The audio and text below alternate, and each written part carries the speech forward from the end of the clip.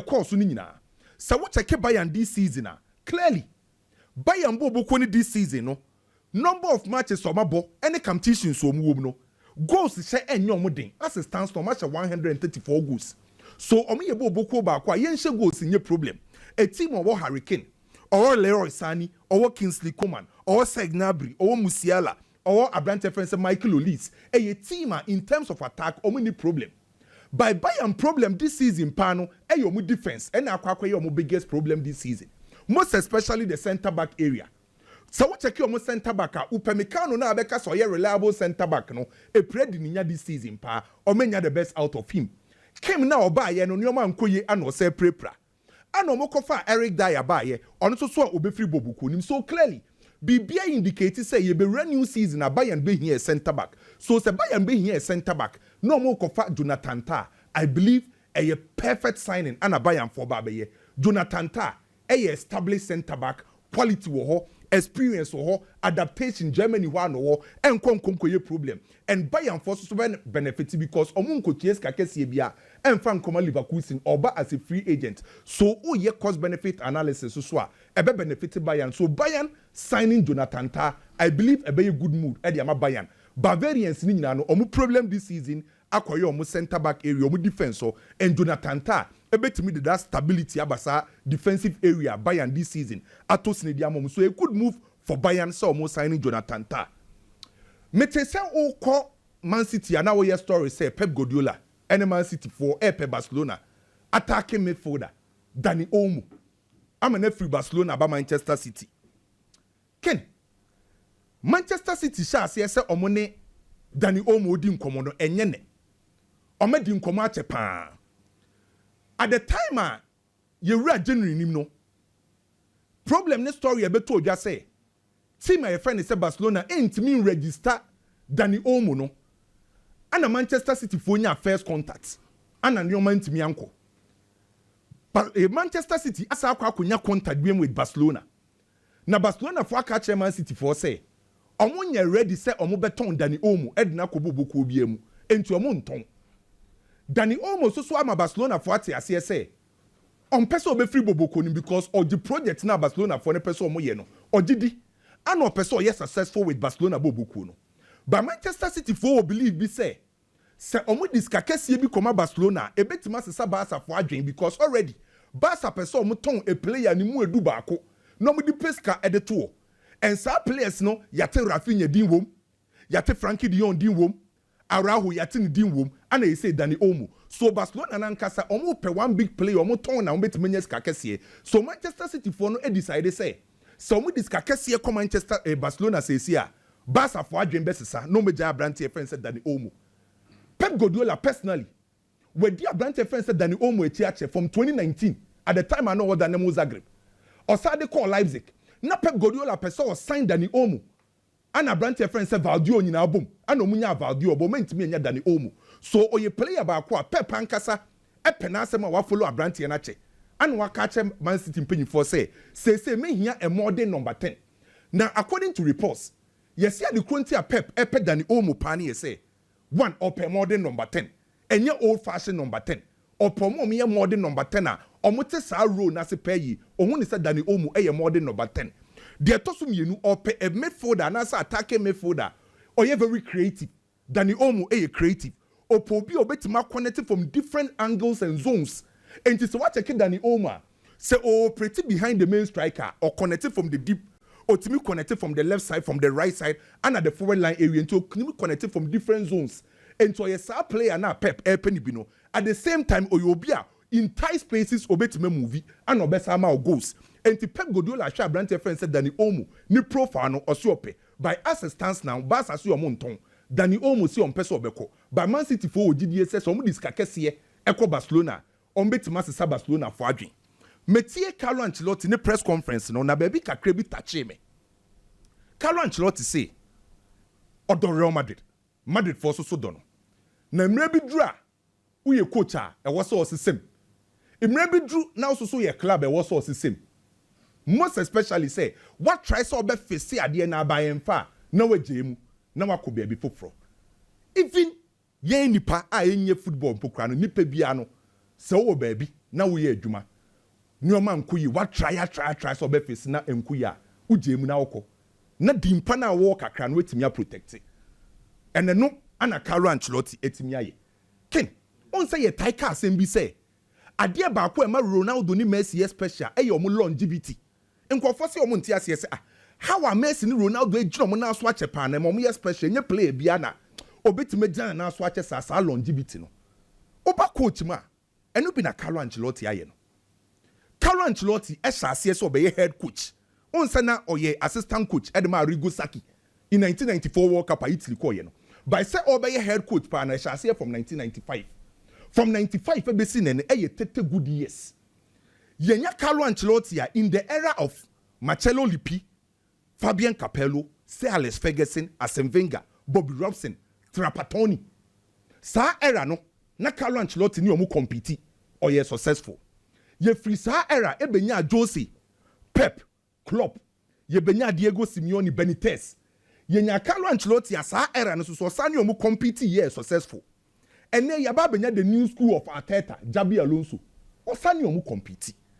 Enti si etimi kase Ronaldo ene Messi omo longevity amo Messi on top Carlo Ancelotti longevity ne ken e ya de ni se ye overlook enye coach bia na obetime stay different era different generation na still all compete aye successful we are Madrid fan na Carlo Ancelotti oye human being obetime ye mistake this season nyoma bebre wo ho a ankoyi by ye through the history books of Real Madrid untimi mbo Carlo Ancelotti na nyini di mfam film he is the most successful coach our Real Madrid for abakosemu mami nko wie wa Arsenal yes say Arsenal say things or more tata Rodrigo na oda wechi ni nyina no Arsenal na di kan say Rodrigo be free Real Madrid nyina no team a all tata na kese pa ya Arsenal among Real Madrid for enim ho no Mbappe Vinicius Rodrigo upo bi a e likely say Madrid betima ton na yo no e din say Madrid beton Mbappe Vinicius Junior be renew so among these three players Rodrigo no betima ton no and yes Arsenal epe.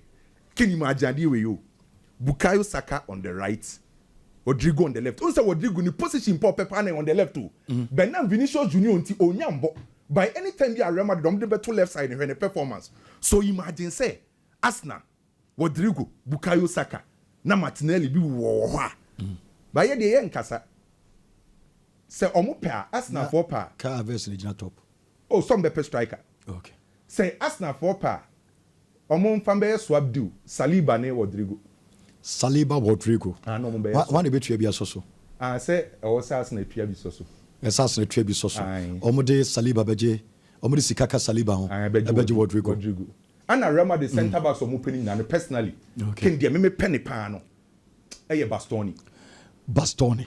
Well, Odolson. Kwame se ope Bastoni echen Saliba. Ansa Madrid board in the Saliba na omo peno. As a mope France for Nkurano. Okay. This boy, our Damachi, and Yabru. She said, Obobo na hwena de ne ye yaso apra. She say place no musuban o madani di ni. No Vinicius Junior mu hu ye. Opekwa ko Brazil. So no so apra. No mu nya prepare. Place no suban se mahu se nkunku so apra. Nkunku de Chelsea ne kura de nse ojabo onye no. Se omo say onye serious. E no omo de Tariq George. Ebe ball na nsen ya na so omo tse ne drop. Afi o say some at me drop afi Nicholas Jackson ni what dia mo be hwehwe me kira kwan e dem mepra na obi ti se nkunku Jackson ni ho na Yamatare George bona otenchen ana se ne bubefu ken mia na nkunku me defending is but performance ba mo man season e ba na wia no gya no kwan na Yamatare George bona otenchen dia ne bubefu se oso wepra enti se mo no manyina ten Nottingham Forest no this Tare George na ne bebo. Yes, I saw the same Pedro Neto and Bebo Nayo, so cool Palmo, so why you Namudina General. Mera second. Mamichia, I will do crown of I was she. Nemon Safari. Fantastic. Safari, Yencha Safari, ne Safari, Bill Boss. And the gun had Bill Boss and a half a year in it. Okay. Yencha Safari, and in the team now. Nem Crane Yerjumanano, Monsieur Bako, no more wa, Miss A. Mokwechi, or more trouble dunning in a Safari. Safari. Fantastic. And in the team no. Fantastic guy. Let me say, na na me ne ka bi ye se nka kwam ye ni tim kwabu anka me amitua oh yeah adwen yes and kwa dey say Barcelona supporters ni bi your madwen say enka on beto billboard ni bi na say monthly utua no makwa kotua na nka ni ti na omo yini sakora no na nka omo de koto so for there be aboso me ensa no matter they actually fear Barcelona na mini ba bia na omo de besi omo tro de fear Barcelona okay said no so ayiko kan say be say omo frɛ classico no bibi ama ho nsɛm ekoso nyagro una kan say big de kan wo say omo frɛ classico ni say ana me say ka omo say Sardina and El Basico because I said Barca e Madrid bebre enkofo bofu oh omo nyabote said Madrid for any esi abros won say Barcelona for okoka e Basico on so omo sere omo fili okati omo an come fire no come fire no na last season Madrid for so share Barcelona bebre kwa me mo ka ene ye kan na sama o say la last ye nko ye chibie mo kwa na sam na ye kan ya that's right very ye choke get me that say na the tiene say Mama Isha say free Madrid camp. Na me no ndin komo. Eniyama ekoso CA me no ka say Madrid, Chelsea, Arsenal, Liverpool. HAC for one player. Na meetings upon meetings na ekoso. I won't come on na me ba be sha say free. Okay. Na Madrid recently Florentino Perez hardly saw Betty Sika to defender. The last time I was telling you say the whole idea was to get a back forward. Omunina a free agent last year because no more Trent free, Rodrigo free, Lenny Yoro free, Alphonso Davies free. It's in Kechira zero cost. And Alphonso Davies wama aye Lenny Yoro die and I'm quite catch boy and say boy season be na we anwaba. And the man you focus to assisted 2 million. And yes, amount for Obia baby to assisted 2 million. Move us as the candy bimra, and yes, I lady you on the Antono, and the Amma you. Madrid first Omuntia, or more 30 million, and a boy no so anye. It's free, no more power on Omenia, Trent and Omenia. Hardly someone said Madrid at Sisika make auto defender. Now, and now no more for Jabi Alonso. Senior Madrid for who can bo mumu a chin ye koto defender center back ye koto left back essence we know say your defense is strong we cannot compete with defense no ye twemfoni bi dia chem say kine benei if Florentino Perez feels very well say defenders way until you form club World Cup and they no just our defenders say Carlo Ancelotti and from what this season you know but what them come and say defenders way Madrid feels to say if they are not capable, why did Florentino Perez allow Carlo Ancelotti to use these defenders throughout the season when clearly Carlo Ancelotti a cast up a center back or be fino even January or Kai or fino to the extent say Madrid ampa say 50 million and no muso buntia make Dean House and come busa for and come me the bomb of four center back be. Nima many papa fi Netherlands, but eja obetna Mabella Spain in term, and na onyi ye into the dino won say a dino a star bika krama minchim. The dino wa hwe dia o boss ubo dino because a Dean Hughes na na bibi. The Dean anka san can the Dean Housen. Aha. Akoda we na make na sim. Say Obama Spanish national team, very good defender. Or your Juventus for Aquada. In fact, let me explain this.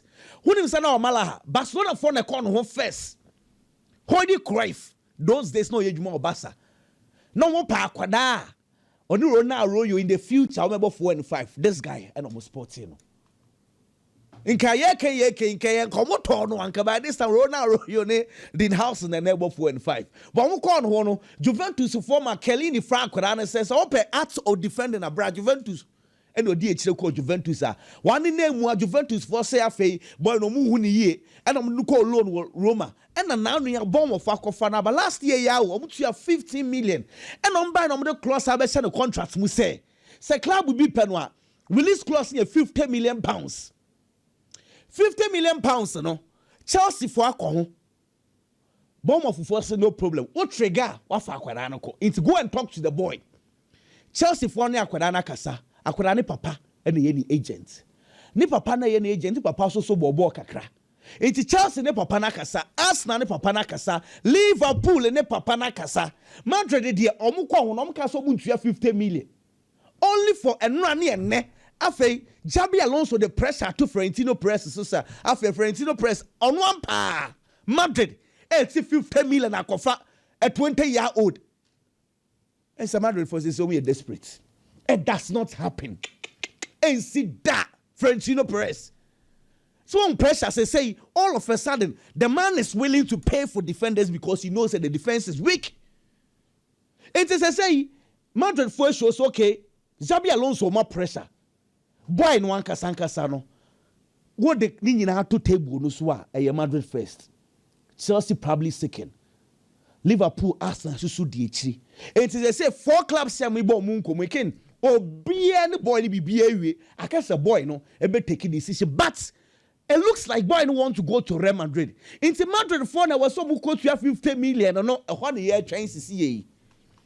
Bomb of for director of football e fe Pinto. Thiago Pinto. Now you see that man no Ken I hwe ne ma yo. Or a former footballer 39 years but ono na Roma na kofa boy from Juventus from kwada ne call Roma. And obey adwuma or bomb for us so they akwada ne dinaba. In fact papa no will say ono na say if you want to get to the ball you talk to him. Yeah, trying decision be a baby no. Dean Hey, Madrid ampa 50 million. Abobiachi Can you say? There is a reason why Manchester City for in a space of 7 years we are free if we were. In a space of 7 years, no matter the Premiership, Marco was 6. What did you hear? It was about good coaching and good recruitment. Good coaching and good recruitment. The coach is still there. Pep Guardiola. At the year free Manchester City. And the kind of recruitment those guys at the board and management they are doing now. Because Manchester City almost set a standard to the level be a almost timi ko fa kwada bi ba. Omo ko abontinom ko top player ba. Don't wanna mo ba. No mo ba be shame. You don't feel the impact of those players na every club with Marco. But what did they show us? Like for instance, City feel self Fernandinho Onyi, Rodri Brabebo in a space of 6 months. Rodri no will take you over no obo. Come on. Okay, you who say right back wo yanko fa Joao Cancelo mra. No about into ultimate say recruitment no more no. It be free one. You don't really have the impact. Share Aguero ko. Omako fa kwada bi fi e fan saying Argentina ba Julian Alvarez. Oba obo. Come on. It's the kind of recruitment I know more Manchester City. Then some kitu wo. Let me tell you this. Time I yako fa Joao Cancelo abano. Na Manchester City nkwada animwe na enye so muni nkwada wo ho. Sa time na Jeremy Frimpong. E Manchester City nkwada animu. Sa time no akwada na obo Tottenham was per right back sisi and Pedro Porro. No Manchester City nkwada animu. Because say na City ama sa nkwada na opportunity. No ka sa okotua sika ma Juventus akofa Joao Cancelo de naba standards. Okay. Iti Joao akwada yi Jeremy Frimpong. Cologne kobo.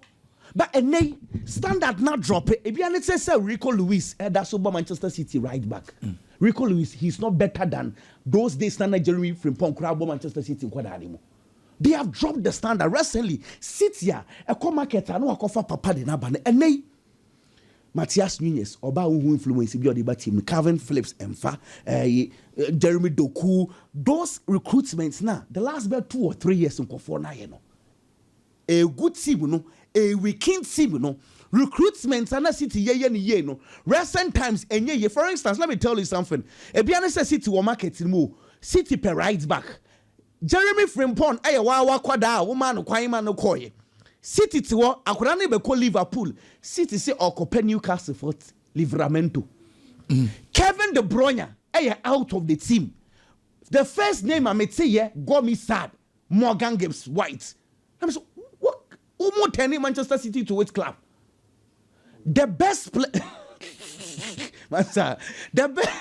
the best player obeti me replace Kevin De Bruyne. A boy non friend flowing veteran. Ken. David. Uncle sir. Mr. Uncle. See Ken that. Kuna nkasa kro ba mu so asem foforo. nkra ne bebre amotena krom sana na no so ayi bibia ho we dem fa ncheme na ye ntoaso mfiri say ana kwa me nya no ano no nkra no ka se ompem organ bi so ayet na nya mo level ane mo organ le come say the standard norm dey eba no dey yet say but I bet 10 years in here.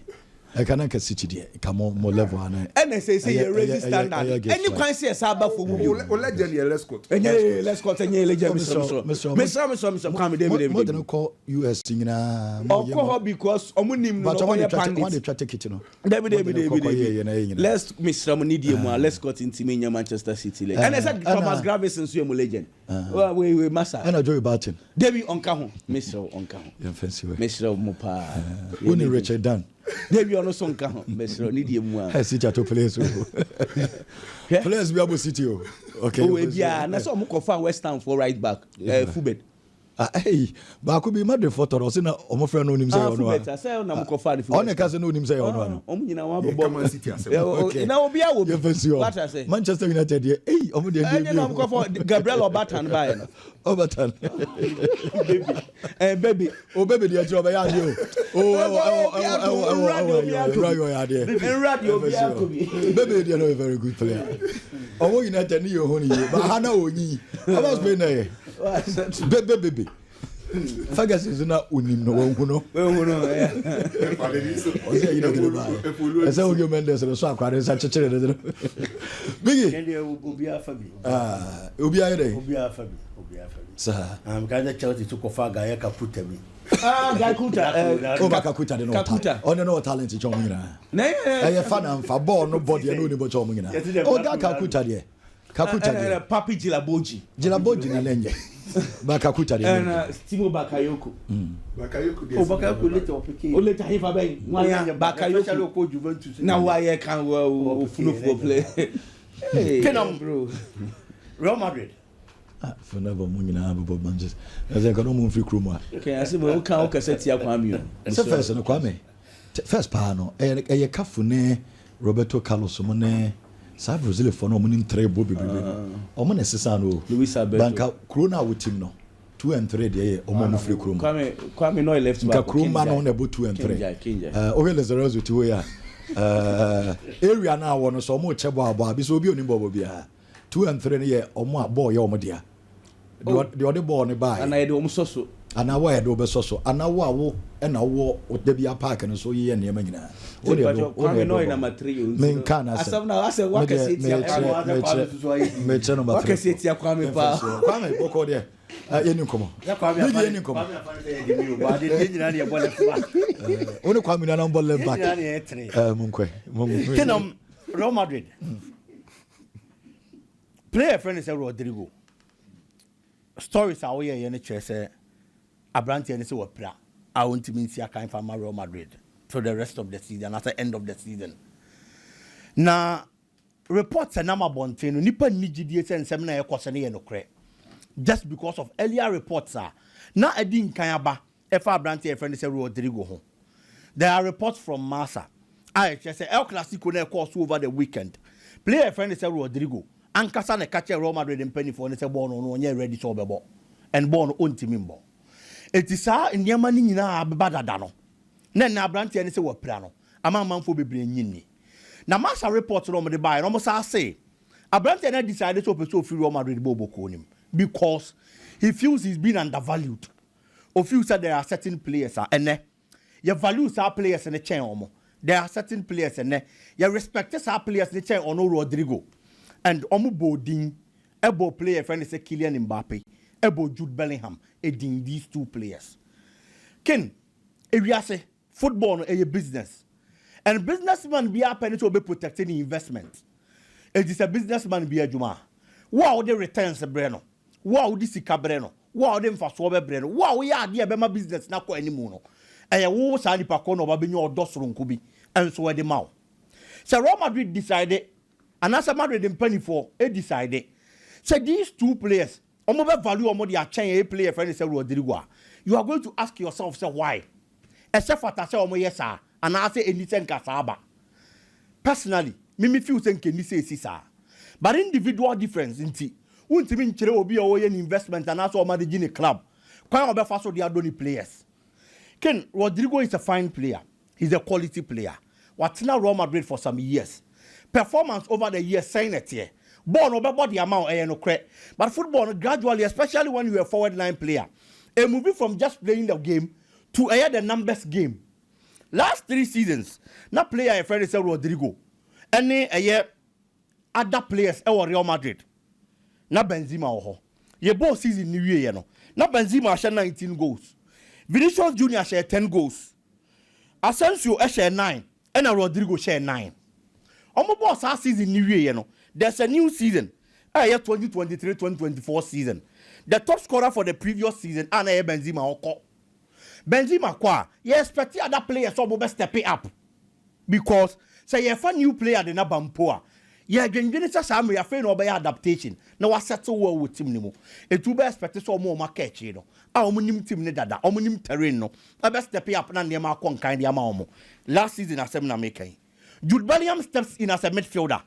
Jude ever be ball Real Madrid. Or by the top scorer for the team. Or share 19 goals. Vini, that season, share 15 goals. At least Vini has been an improvement upon the numbers from the previous season and Akaim Benzema or Joselu. Eba share 10 goals. And a player friend is Rodrigo. And to share 10. 10 no Baba share, you know. He's a player. Player friend is Rodrigo in a lot of minutes to change Joselu. Now Jude Bellingham is a new player. And a midfielder for that matter. Obama numbers and the change Rodrigo. And certainly. Even in the lips of the supporters. Omobasha Asia was a branch in their chain. And your time. And your penomum pewasem. But as a forward line player, football at Kaiomoya no Muma goals. It is all better say you boju didia. And the money mon amo muboniding. Or better say ye favano or ya man for favorite. And the money muntra. We enter a new season. Now Kylian Mbappe also steps in. Mbappe by in the first season for Real Madrid. Also Baba Beshe 27. Vinicius was 11. At least there is that consistency. Vinicius 10, 15, 11. Onone diaba. Jude into so Baba Beshe 8. Again, for 3rd season consecutively. Player friend is Rodrigo, and I had the 4th top scorer. Oh, Real Madrid team nimo. Or Baba Beshe 6. Because on your bone be more. Ken, Rodrigo, he gets the opportunity to play. Season now only Joselu goes 10 penalty. He played more matches than Joselu. But yet, Joselu share 10. Na say Carlo Ancelotti taxes na obono. Rodrigo be ma so no botu ana. Kilo omotu. Oh. Omotu. Say boy nyam nkwa na mehwe. Oh, your forward line player. Mr. Boy nyam nkwa na mehwe. Me mehwe bi. Ana me say boy ya wo kana asemi. So de ne bam say omra me gina right wa. Number 2 no obo. Say pressure o Madrid so. Na say da bia o mu gina chiro nti pressure wo da bia o kwa chiro. Nti o mananim. Nti e de nti ma de goals na assess ne sese. Or the Bama as a right when there is pressure, other players drop so by supported, but they are getting the numbers. But you said this season, boy no more boy, and never didn't say this boy being a goose. Can what about the previous seasons? And until I did the last 3 seasons, I am fatum. Okay. It is our previous seasons and then swear. It is a boy, yeah, Mutin Kunkom, Mujamano qua, and this guy, on your play at 12. Can say you know what drink we more than a left to our bar, we move boys over to Moby. Okay. Ye pay you that way. Now ye pay Mbappe Masema. It is because of the kind of performance or more dynasty. It will do sad stage we are. Play another. There are 2 things you have to do. Ube stay silent. Now why you were Juma na kasa the amount. And also if you say if you are not respected enough, ube pay opportunity to baby I remember as I respect no. No one dream find their bubble. And I believe say at this stage and only idea was our brand any year. But me there and Kamenya and Kon trying kakra at least coach now no kita no do boss our game no. He is leaving. There is a new coach coming in. Ebiana under the new coach Yezabi Alonso no. Na fortunes and as a the amount. Na niema ko in. So Rodrigo to me bob sem krana. We sure say Xabi Alonso be drop Vini Mbappe ama Rodrigo abo. Ken so work harder. You nim the about harder be work. Maybe say we sa Madrid and said omo club no. Omo si ye omo niema no. Coach bi betimi be drop say 2 players and like I say Rodrigo there the form now one inti. Me mamienu we ba kwa chenche. Ken I continue na make hard work and say enye instantly so buy now was Vini na bench Mbappe na bench there be for that obi anyone more better here But say constantly, one of these players' performance drop it. Not constantly. Rodrigo is also working hard. Anytime we opportunity to he plays better than that other player. Certainly, coach be open results. We have decided to obey you. That is why I'm talking about so stay silent. No, working hard, especially when a new coach is coming in. Most of these new coaches came from Oba. I feel no Baba Besho will be the only favorites. And Oba. And I believe so. Not working harder. And only Babuano than to obey decided to change in a kind of free team no wako. Well, Biggie, Medawase, Mammy Furnace, you may call a commercial break about